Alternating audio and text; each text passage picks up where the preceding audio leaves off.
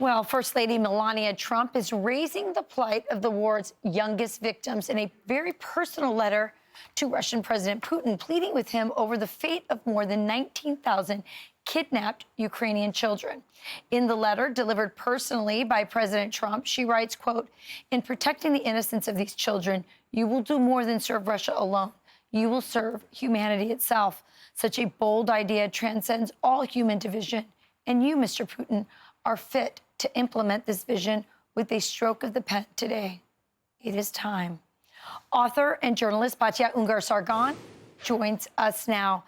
Batya, first of all, what do we know about these children? I understand that the Catholic Church in Ukraine is collaborating with Rome to try and document things, but what do we know about what's happened to them? So great to see you. Thank you so much for having me, Rachel. You know, it's very difficult to ascertain exactly what's happening here. There have been a number of Ukrainian NGOs that have alleged that upwards of 20,000 children have been kidnapped. We know some children have made it back from Russia back to Ukraine. They said that they had been in camps there where they had been sort of taught to see things from a Russian point of view, to lose their Ukrainian identity. But of course, it is fog of war. And so we don't know exactly what is happening there. Of course, hopefully this will end soon, and we'll know more about that. I thought it was so amazing when we learned about this letter from First Lady Melania, because, Rachel, it seemed to me like President Trump had shown up with all of this sort of alpha machismo, right? When he met Hmm. with Putin, towering over him, quite literally, this show of force as the B 2 stealth bomber flew right over Putin's head.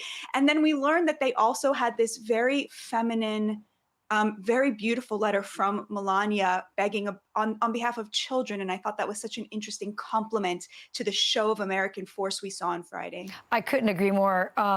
John Paul II would call that feminine genius, and it surely is.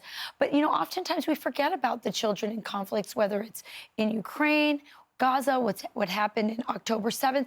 It is the children, the innocent children, who suffer the most. What do you think will happen here from this letter? I think that we've really missed the main headline of Friday's summit. If you remember when President Trump and Zelensky met in the Oval Office, Zelensky was asking for security guarantees. And that really seemed like it was off the table at the time.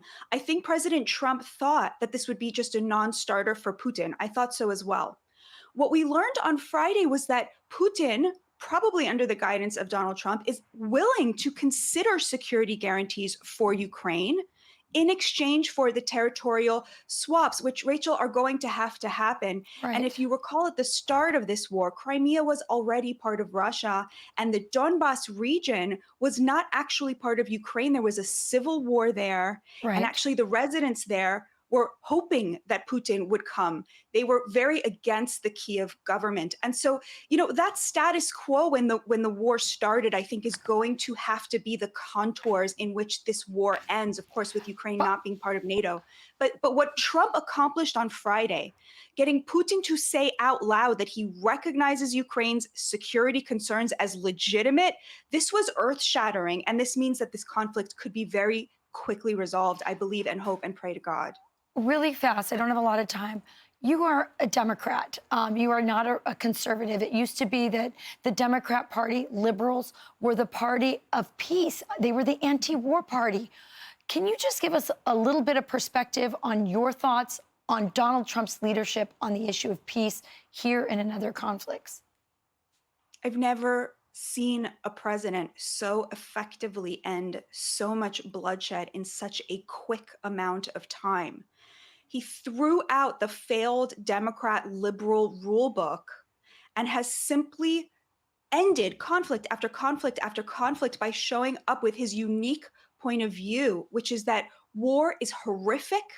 Everybody would want it to end. And you can't do what Democrats do, which is when you have a power disparity, you got to bring down the more powerful person, make them weak, and raise up the less powerful person, create this artificial equality. No, Donald Trump says you don't do it that way. You make sure that the strong party understands that their needs are being recognized and that the weaker party understands that they have every incentive to come to the table. It's genius, and it's worked again and again and again. The most anti-war president of my lifetime, and it is just a joy to watch him. He deserves the Nobel Peace Prize. I think we could all agree about that. Yeah, I think he's setting such a great example for what leadership looks like. It's about peace, not war. Batya Ungar-Sargon, thank you so much for joining us. It's always wonderful. God bless you, Rachel. Thank you. I'm Steve Doocy. I'm Brian Kilmeade. And I'm Ainsley Earhart. And click here to subscribe to the Fox News YouTube page to catch our hottest interviews and most compelling analysis.